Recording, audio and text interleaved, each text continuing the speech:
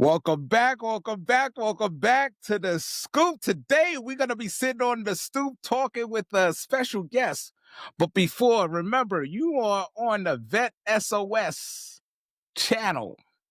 Remember, you don't have to drown in the sea of transition. Grab that Vet S.O.S lifeline. Don't forget to like and subscribe and tell your friends about the channel. But today on the Scoop, we're flipping the script. We're peeling back some layers of a battlefield many never see, but too many have lived. I guess it's not just an author. He's a truth teller. He's a system disruptor and a veteran. Wait till I hear what he did as a veteran who turned his battles with bureaucracy and survivals into a war cry for justice. His book, Special Welfare, Social Warfare. Did I get that right? You got I got it right. Sweet. It's a raw, there we go. It's a raw, soul-stirring account that exposed the real-life trenches of social welfare systems and how they often rig to break spirits instead of build lives. Today, Thomas is going to show us what it means to fight after the fight and how he's not just telling his story. He's telling the story of millions. Ladies and gentlemen, welcome my man Tom to the stage. Hey, Tom, what's going on? How you doing? Welcome to the Scoop. With an introduction like that, I am, wow, ready to stand by to stand by. Let's see where this goes. Oh man, I'm so excited because I was looking at your book. I was reading through your book, and I told you I did the audio download so I could just get the information I need. I was like, man, as being, and we're gonna go through, get the scoop on you, but with your skill set, and I was sharing some information with you before we hit the record button. I seen it in your eyes, like, man, you really came a long way.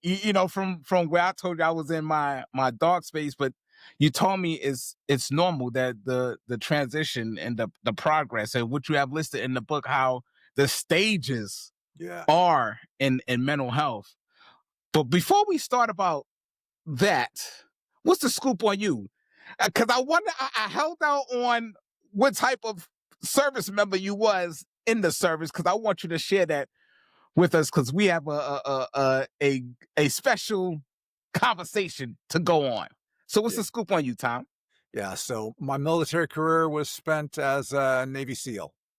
You know what? I went in the military without no knowledge of special forces. There was no, my family wasn't prior military. So once I got there, boot camp, third week comes up and they say you can take a screening test to be a Navy SEAL. And I'm like, well, what's that? And they show me a picture of a cargo net. It's 50-foot cargo net. It's the obstacle course. So my whole purpose and reason was I wanted to go and climb the net. Bottom line is there was a whole bunch of other attached to it. Now, as I shared with you, as a hospital corpsman, I went to A school first, and then from A school, I entered BUDS, Basic Underwater Demolition SEAL Training, and I spent 6 months with Class 106, graduating February 29th, 1980.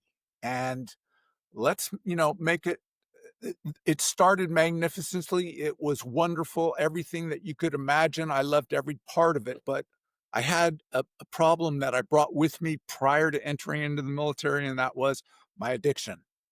I was 14 when I started using drugs and alcohol, and within a year, I was an addict alcoholic, but I didn't know it. And that would play out throughout my military career. And at 9 years and 6 months, I was discharged from SEAL Team 1 for drug use, and my whole world cratered. And it was from that point that I had never been a civilian, and now I am I am being discharged into a world that I have no idea how to live in. And so, and not only not how to live in, but I got an addiction that is really bad. So I ended up going home, and my parents were like, you know what? This problem has been here way before you went in the military, and you still have it. You want to come here, you got to go take care of the problem. And so I entered a recovery facility, 90 days.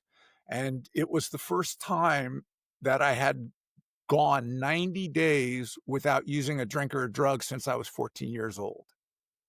And the issue is that for the addict and alcoholic, in our past, we have to go back to figure out we saw something wrong, something happened to us, we have to come to terms with it, the dark secrets, the things that are killing us.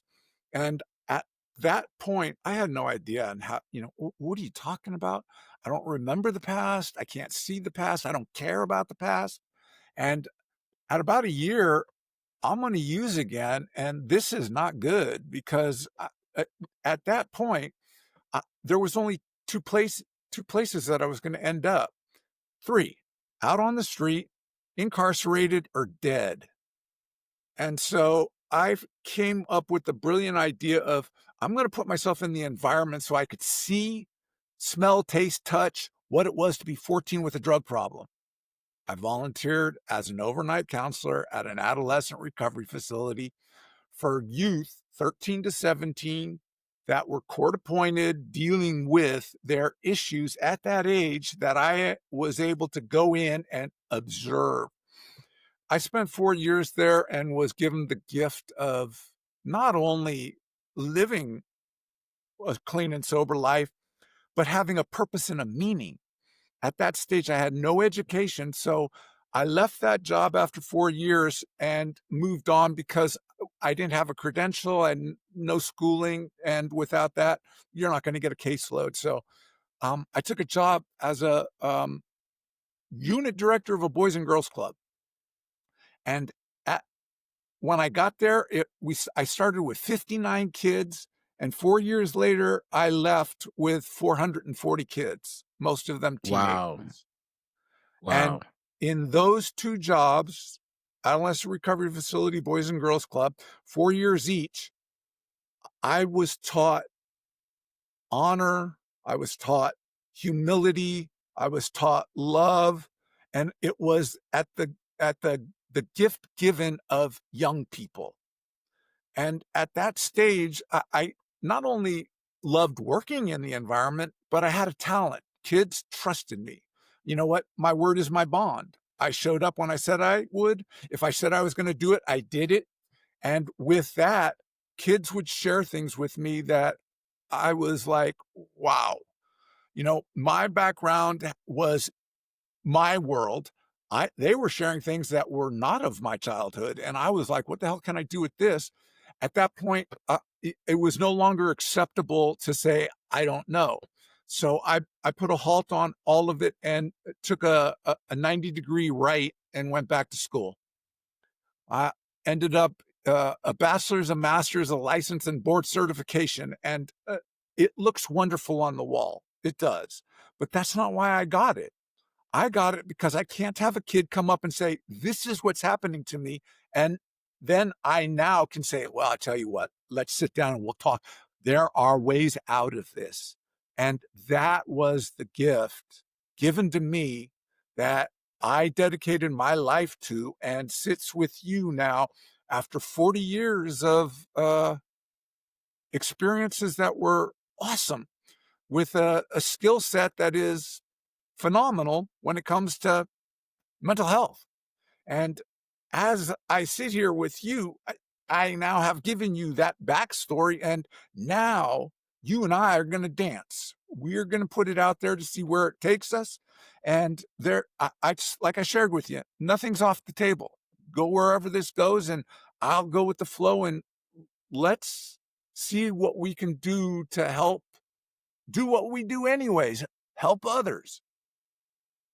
Wow, this is Tom. So this is huge, right? This is huge because I had a question to myself earlier today when I woke up because I set the alarm clock. A lot of times I beat the alarm clock because I told you, right, I'm on my health journey. I'm hitting the gym 2 a days because I showed you the picture on who I Yeah. used to be, right? So I like, well, I'm trying to keep escaping that person to get back to some type of new Yeah. normal. And I'm just looking in your background right now, and it says like what's that, your right shoulder. I'm not telling you it's gonna be easy. I'm telling you it's gonna be worth it. Yeah. Yeah. And I could feel that what you're sharing with us because And what I'm going to share with you is probably what you already heard already, right? I'm sure it came across your ears, it came through your ears, or somebody told you this is what you experienced from when you was a child to adolescent to serving in the military to even the position you held in the military to come out and full circle, right? Because you have the seven chakras up there. I see it behind you, full circle to come around. Is like, look, I'm not telling you something I read in a book. I'm telling you something I experienced, something I went through, Yeah. something as a kid, as your age, what it has done for me, and I didn't have the help. So I'm trying to help. I'm paying it forward. Yeah. I'm paying it forward. I'm paying it forward. And this is so, man, this is, if I know it's touching me, I know it's going to touch others, because when I shared with you earlier, as a veteran, as let's just say as a human being, like let's take off Yeah. the veteran hat, let's take off, Yep. as a human being, we experience traumas, or we go through certain childhood events that goes into adulthood, that goes into, Yeah. but a lot of times we like to put it in compartments, right? And pack it away and don't address it and don't get to the core and don't address the core. We always want to look at the symptoms. And that's why it repeats itself. It comes back, right? Because the it comes back because you don't want to identify the core, what's really going on. And you say, look, I figured it out, but I have to go back and get some training so I can have the paper on the wall so I can get through more doors, Yeah. right? And what's the scoop? And we're gonna get to the book, but I really want to hit the rewind button and kind of touch on what you had said a little while earlier when you first came on. You said you didn't know nothing about the military. You just seen a picture on the wall. Yeah. You seen the cargo nets, and Yeah. you like, what's this? And they like, hey, go and try out for this. Like, okay, you didn't know what it was. Class 10. So you was class 106. 104, 106. 106. Class 106. I've seen a lot of documentaries. One of my favorite SEALs is Who's Gonna Carry the Boats? David Guy, because I like, man, part of his journey I understand, because he was, close to 300 pounds. And he had to drop that weight in the time to get in as a reservist. So he was speaking to me in a sense like, nobody's gonna do it for you. You're gonna have to do it for yourself. It's gonna be you versus you. And at what time when you was in the military that you've seen, you did 9 years, but I'm sure as a corpsman, people used to come to you. Did they used to call you Doc? Because I know we had a corpsman attached to us, like, hey, Doc, like, Yeah. hey, That was this is the wrong with me, title. this wrong. Hey, you need to do this and that. So people used to confide in you at that stage Yeah. of your, like, kind of preparing you what you're doing now. So what's the scoop on that? As a hospital corpsman, because as a Yes. kid, I wanted to be a doctor. And when I went in the military, I went in the military 4 years after Vietnam, and nobody wanted to go in the military. And in the Navy, I think at the time there was like 206 different jobs, and you had to pick one to become, and then you go into the military with that job and go forward. And mine was, I wanted to be a doctor. And in the Navy, they're called hospital corpsmen. So Balboa Park, 10 weeks, and I graduate and am told I'm given a title, doc, and sent out to be an actual doctor. I'm, 19 years old, and they give me a medical bag and expect me to actually be a doctor. And the cool part was, in the military, in the Navy at that time, were Vietnam era corpsmen. Oh my God.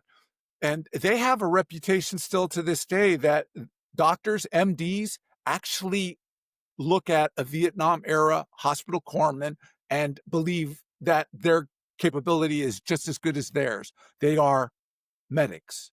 And so I was educated by every doc that came into my sphere, and in the military too. Special forces at that point, the hardest rate to get through was corpsman.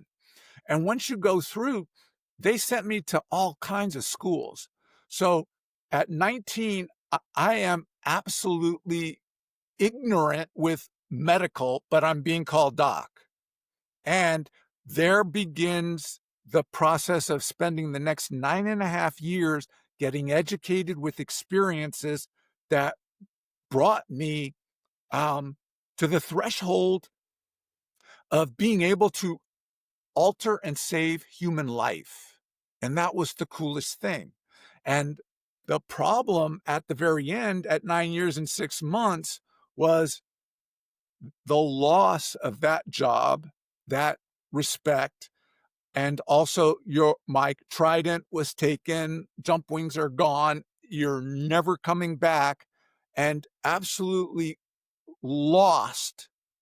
And getting out of the military at the time with all of that experience, with all of that education, with all that knowledge, all of it was for naught, because in the civilian world, they recognized none of it.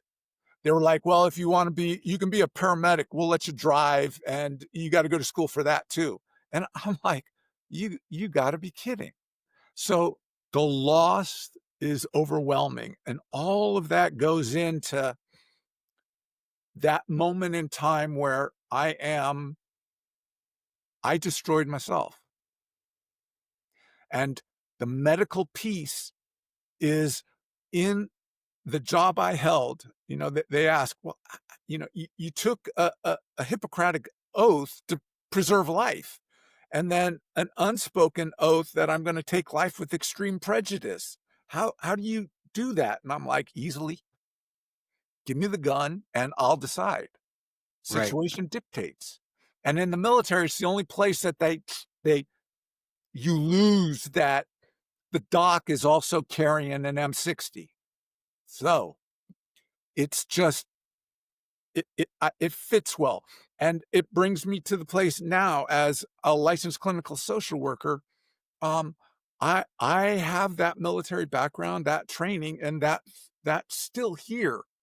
But I also, as a social worker, want to do no harm. And clinically, anybody that's been to therapy, it's all about getting to the demon. And that demon, I'm hunting that demon. And it's going to get killed. And that's the vernacular that I use. And the fact of the matter is, I have never killed another's demon. That's not my role. I will find your demon, I will hold it, and then have you kill it, because you got to know you can kill your demons. And so that is how it all fits in here. Hospital corpsman, Navy SEAL, social worker, drug addict, alcoholic, recovery, works with youth, and at this stage in life, entering retirement time. Nice. And it's never, I'll tell you, it's never retirement till we no longer breathing, right? I was like, we're always in the transition, right? It's as long as we're able to draw breath, I believe that we could contribute to the world. And what you're doing now is huge, because I've seen and read that you helped over 3,500 young men Yeah. and counting, Yeah. right? So what made you go into that space? So you return back from service, the discharge happened, and then he's like, you know what? I'm going back home, and I want to be with the youth that's having problems like what I have. Like you said, you was 14, you didn't know that you had an issue until you was told you had an issue. So what made you like dive back into that world to go back and help others? So absolutely walked into it backwards. Again, they say Navy SEAL, I see cargo net. That's all I know. And when I get there and I'm like, what the hell is this? And it's the same thing working with youth. I did not go to an adolescent recovery facility to help kids. I'm selfish. I'm going there to help me. I don't care about anybody.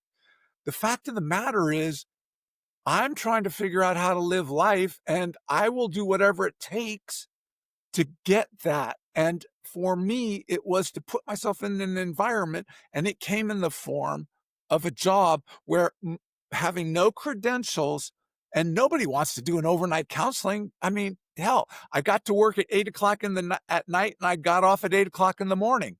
And it was the most wonderful job, because I was able to watch all these youth who are who were in the process of destroying their lives in a recovery facility. And when I went through mine, I went through a place called Project 90. It's a 12-step program.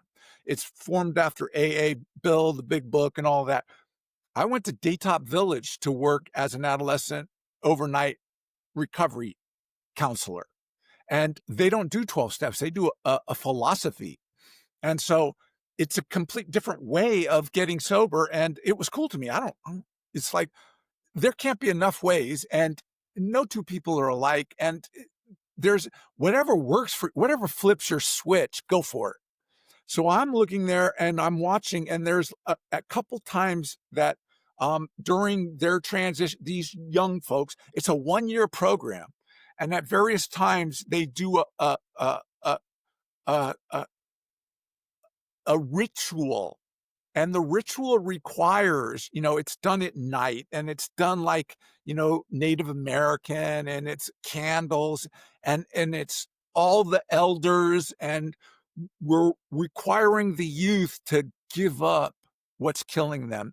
And it's something, it's biological, it's physical, it's mental, it's emotional, it's spiritual. It's all of those things, and it's different for each person, but what it's doing is it's killing each person. And I watched these young people share that story. They said it out loud. And I was like, I'm there at a year, and I was there for my first year till my 5th year of sobriety. And my program is based in 12 steps, and 4th and 5th step requires you to go back and address your past. And I couldn't do that.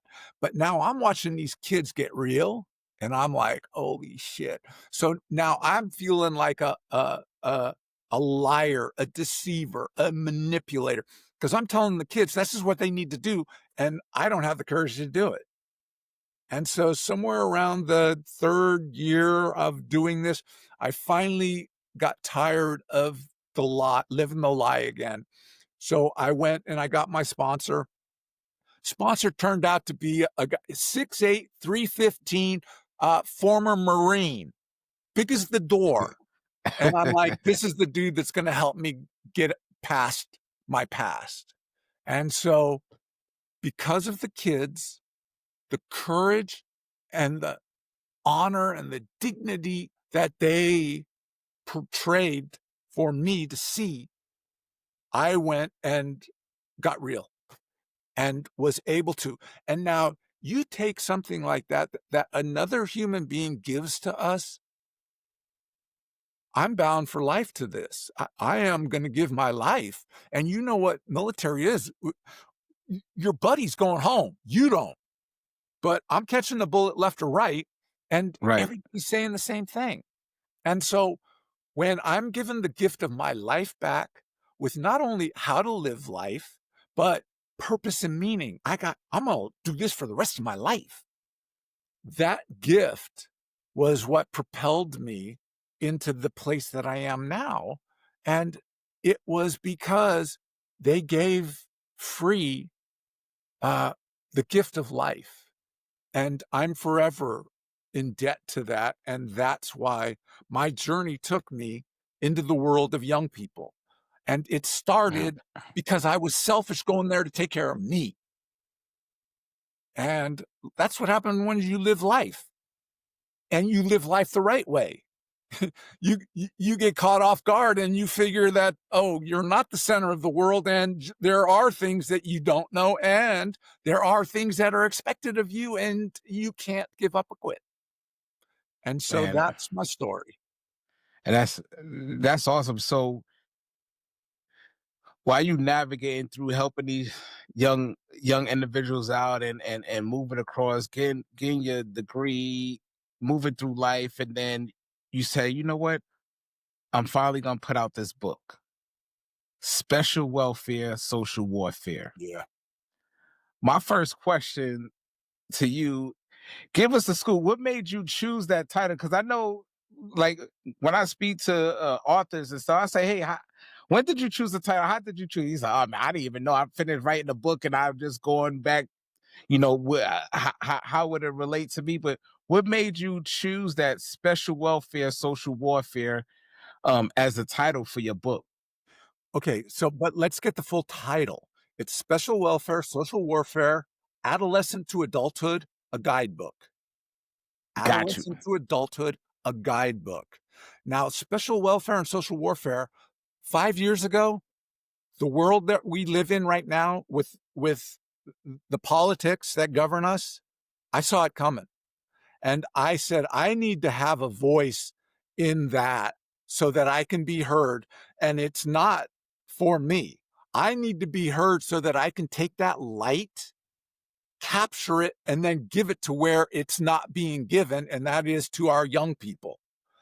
Adolescents right now, adolescence to adulthood, young America, and I'm looking at 18 to 29, they have fears, they have concerns, they have issues that are not being addressed by anybody, and they're being left out of the conversation. And the fact of the matter is the big, beautiful bill is not going to be paid by us, but it's going to be paid by our kids.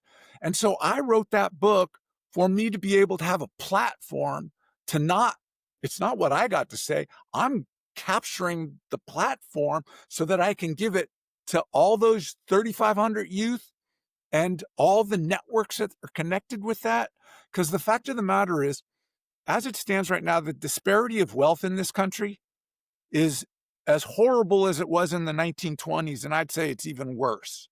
And so if we do not come to terms with that disparity, then we're going to end up with social warfare. And nobody, we're military, you're actually a veteran of war. You know what's there. And our country and our kids are not prepared.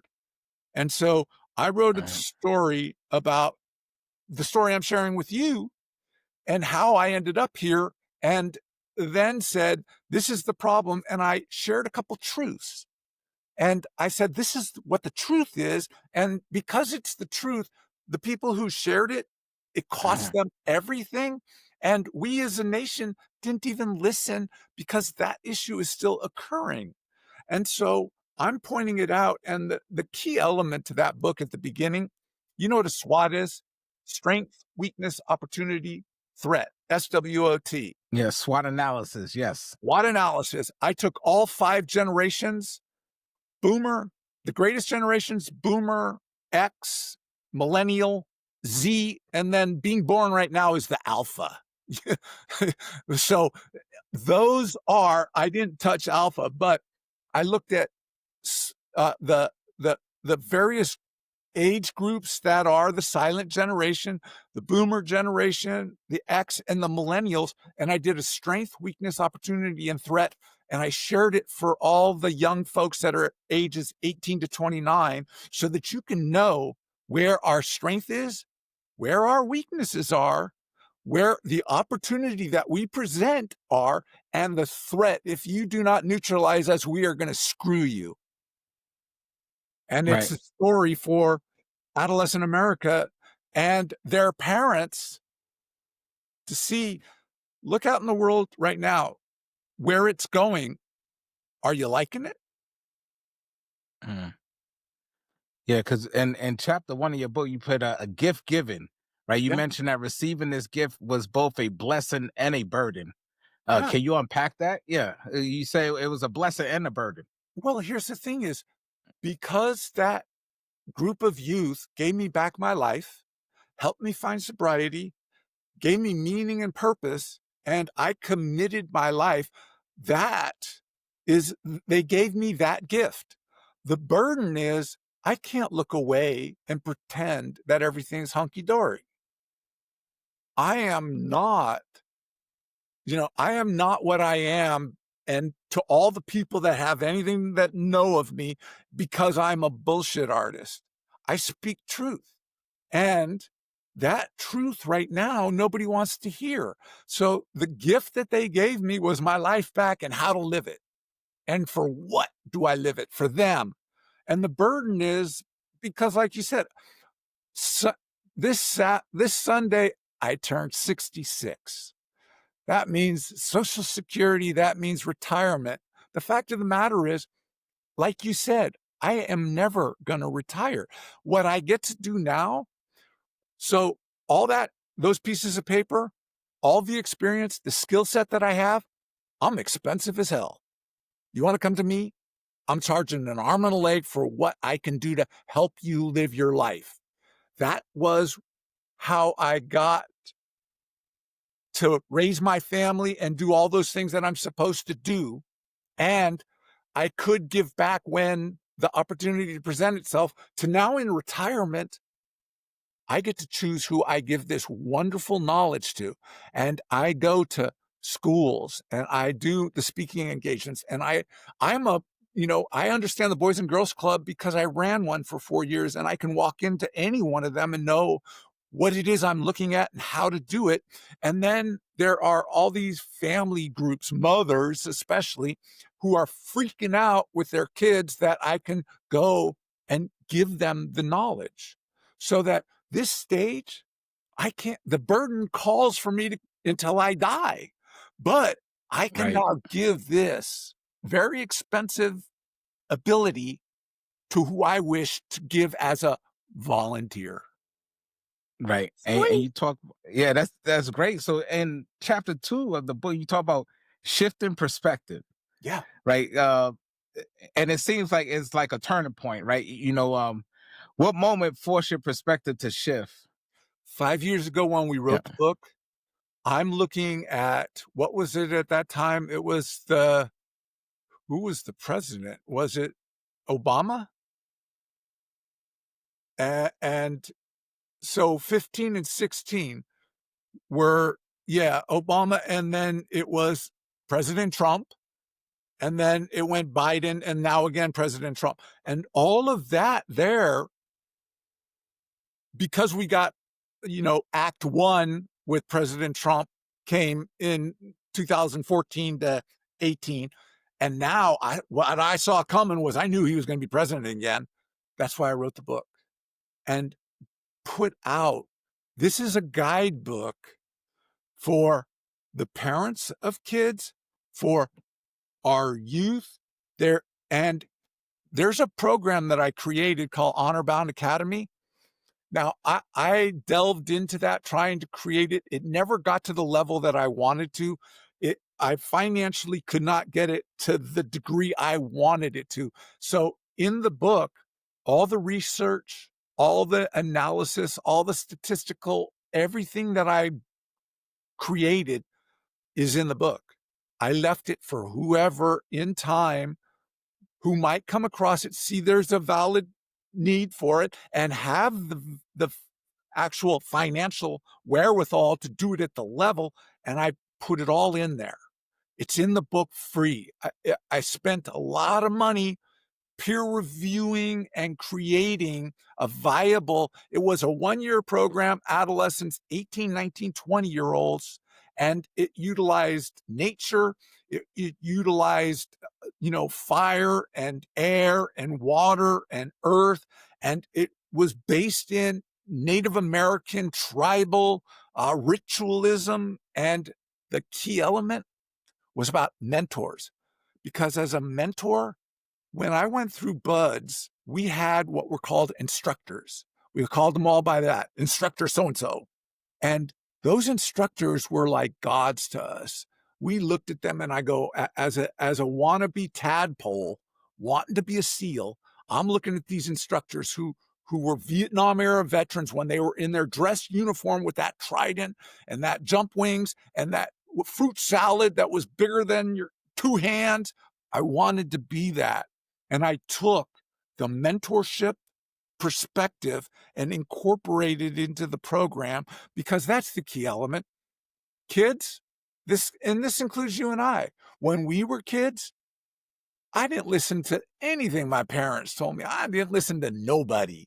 The fact of the matter is, how did I learn? I learned by watching. All kids, that's how they learn. And they're watching a society right now melt down at a time where they're looking for us to help them. And they don't want us to tell them anything, but what we're showing them is that we don't have the courage and we don't have the conviction and we have no honor, and they are anxious, depressed, and committing suicide in ways that are in numbers that are just horrible. And so, special welfare, social warfare, adolescence to adulthood, a guidebook is that story of how we got here and what we can do to get out of this. And if not, here's to the kids. Take this, and it's my gift back to you. And I give you my word. Until the day I die, I will stand with you. Period. Wow. I appreciate that. And so what's another way would you have them start shaping their narrative, right? Because as the youth are growing up, right, they're gonna go through different phases of life, right? So what at 12, and then when you get to 16, you're gonna have 4 years of information to where you're gonna have to make a choice or another decision at that 16-year point, right? 4 years later, you know what I'm saying? So do you have like what's one of your inside scoops on how to have people look at where you're at now to prepare where you're going in the future for the decisions that you're gonna have to make, right? So the information that we have now is gonna be different. The information 5 years from now, right? It's just gonna be different, right? The way how society, how everything is going at an accelerated pace. Yep. So I tell people, look, the decisions I made at 20, I'm not gonna make the same decisions at 40, at 45, however, in my 40s, right? It's gonna be different decisions, got different responsibilities and stuff. So how do you help people navigate through their battlefield? Yeah.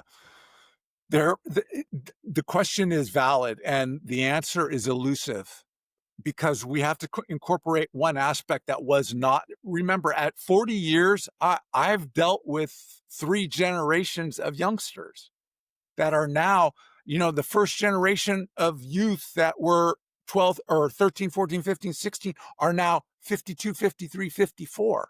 And they have their own kids that are 20, 21, 22 and getting ready to have their grandkids. So all of that plays out. And what we need to look at, as I've viewed all of those generations, what is the commonality and what's missing? The part that was missing was that the transition from adolescence to adulthood. That's why I created Honor Bound Academy. At this stage, that didn't work. So I now do speaking engagements where I can bring the message to, youth and their parents and whoever wants to listen. And in that, I'm addressing how you cannot escape the technology. You have to be able to use it. You can't put that genie back in the bottle. The fact of the matter is kids use it intuitively now. And so we've got, what is it, Chat GPT number 5 that just came out. And that's supposed to be the PhD one and didn't have all this good say about it. But the fact of the matter is our kids are using it to do all kinds of things, of which it can be their friend and it can be their therapist. And people say, what do you think of that? And I'm like, use it. Because the stigma, it creates the opportunity for you to start sharing with, okay, the technology. But the fact of the matter is what the statistics also are telling us right now, that it's not fulfilling the human capacity for touch. America, the world is lonely. And so that Chat GPT that's your friend or your therapist, use it to begin with to understand. And it's not going to be fulfilling, but it leads you to me. And that's where I get the opportunity. Now, I'll share with you Honor Bound Academy. Take that word, put it together. In front of it, put THE, the honorboundacademy.org. That's my website. On that are all my platforms. You go to that one place and you can go to all my platforms. On there is the book. You can read the book. On there is all the statistical analysis that went into creating Honor Bound Academy. You can view it. I put it out there so that you can judge me harshly don't trust me. Here's the thing. I'm not asking you to trust me. I'm asking for the opportunity to earn your trust. So I put it out there. There are avenues. And right now, one of the things that my marketer is telling me they want me to do is every month I put a newsletter out with 4 questionnaires with 5 subsections to it that are Tom's tips for. So I'm on my 6th one right now. So there's 5 others plus or times 4, 20. Tom's tips for when your kid is feeling suicidal, Tom's tip. When your kid is feeling that or being bullied, Tom's tip. So this is what I'm doing. And I'm seeing others out there in the very earliest stages of others seeing that we've got a huge problem with our youth and are starting to, I don't have that answer. What do you tell kids today? I just shared with you what I'm creating and putting it out in the ether, and will continue, as I said, until I die. I will stand at your side and will continue to evolve. And if I get the opportunity to get that national threshold, and I'm end up on Good Morning America, and I end up in your kitchen, that's when it really goes. And the question is then Tom, what are you going to do? And what I'm going to do is reach out to my network of kids that span 4 decades, that have parents that are older than me to parents that are younger than me, and all of those networks that I have maintained over the years. And I will say to them, help. I don't know what to Right. do, but you know me and I know you, and I trust that you're going to give me the pertinent information, because that light that I just grabbed, that national threshold light, it's for them. And I'll hold it and keep it safe, because nobody's going to come and take it from me that isn't a youth. And I don't have the answer of what we're going to do, because I haven't got the light yet. And when I do, I got to figure out what they're going to tell me they want, because it's not about what we want as adults. The, Mm. the adult world is the problem. We got to find out what our kids want so that we can change it so that they can live in they got issues with global warming, and they got issues with energy, and they got issues, but no one's listening to them. I get that light, I put them there, and a whole new story gets to be told. Yeah, and that goes right into your to the 4th chapter of your book, where you said none of us are as good as all of us. Thank This you. chapter hits hard in the community. How Yeah, did the collaboration and collective resilience show up in the life? yeah, yeah. Because here's the thing: is in the military, you had to trust the person next to you, and friendships. y- eh, People that never were in the military don't understand. Every 2 years, you're being transferred to a new duty station, and you got to make friends on the first day, and then you end up staying friends with them for the rest of your life. I still, to this day, I just came back from the reunion for Class 106 that was down in San Diego in a year ago. We were a leap year class. So 1980, February 29th was a leap year. So what was it? 2020 was the first one. We were back on the East Coast at Fort Myers was the location at the museum.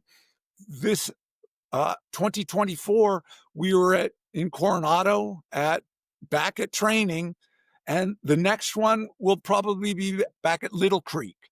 And the fact of the matter is that the friendships that we had, that's one of the teaching moments that I tell kids, put it out of your ear and talk to each other.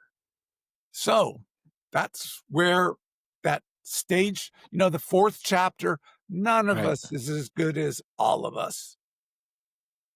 Right. And that's huge. And that's one thing I do have to salute. Like this is the first time we're meeting each other, but we had a conversation, and it's like I could say, yeah, I know Tom for the last 10 years by Yeah, just having that communication. And what I've learned, especially in the community, is like you say, you rotate or you move every 4 years. So you have a new culture, a new environment, a new community, yeah, and it doesn't matter that the color, you can be tall, short, it could be blue, purple, it doesn't matter. It's like, hey, we're here to get the job done.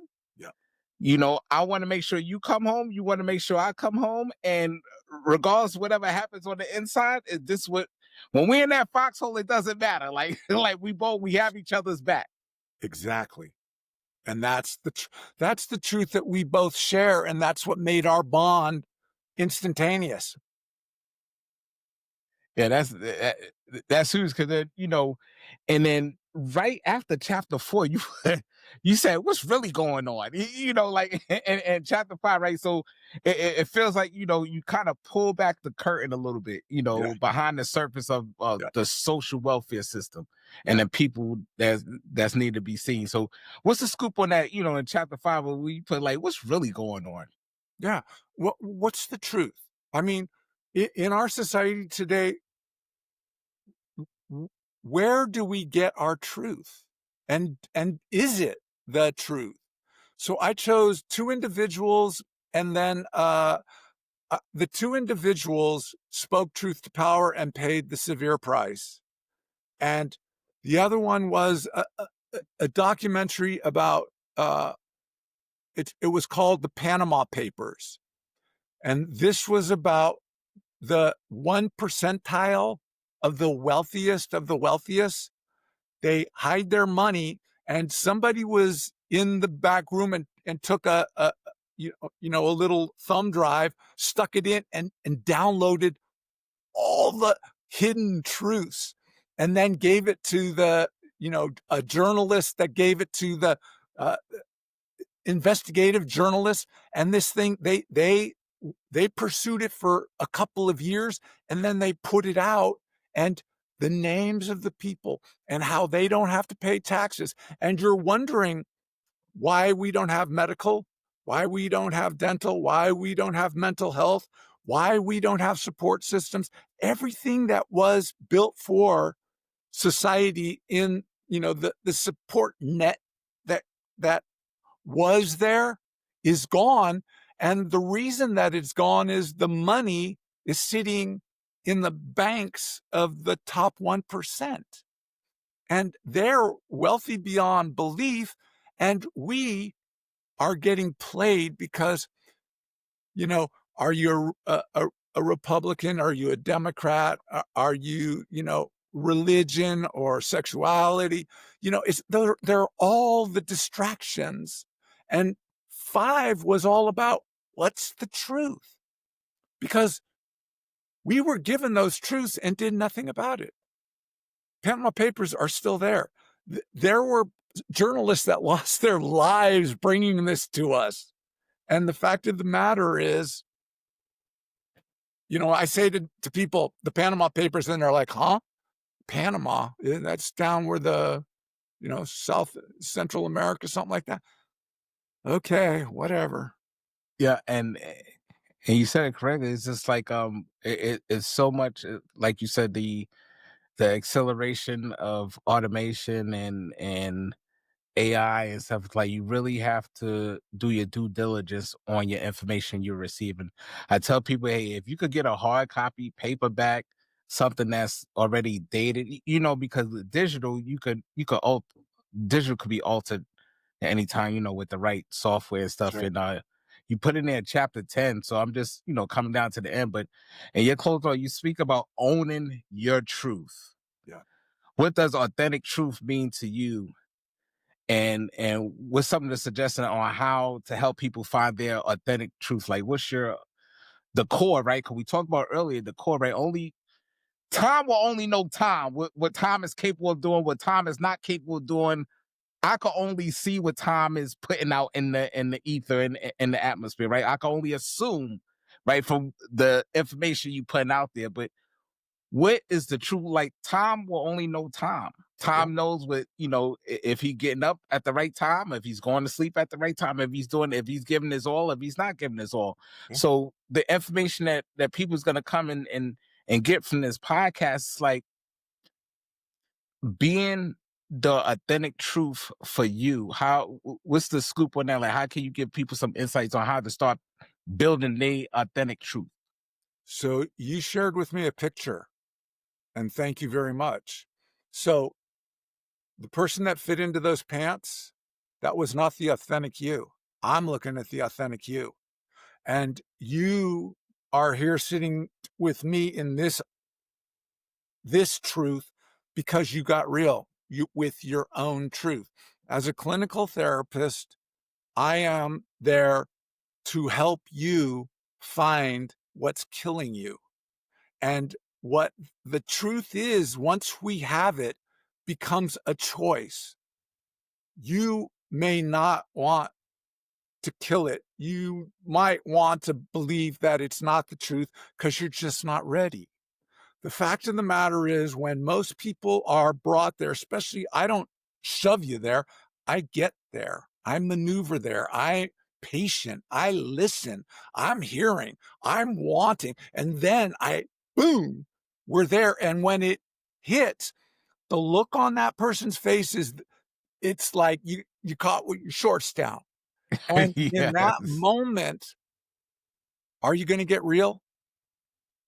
And my role is to get you there, not to make the choice for you. And the choice makes the difference on what life you'll lead walking out of my office. And that choice will always be with you. And if life is okay right now, then there's authenticity because your life is good because you work at it. If it's not good right now, what truth are you not facing? Wow. That's that's powerful. It be days, Tom, when I don't even want to go to the gym. It be days when I don't want Yeah. to eat healthy. It be days that I just want to,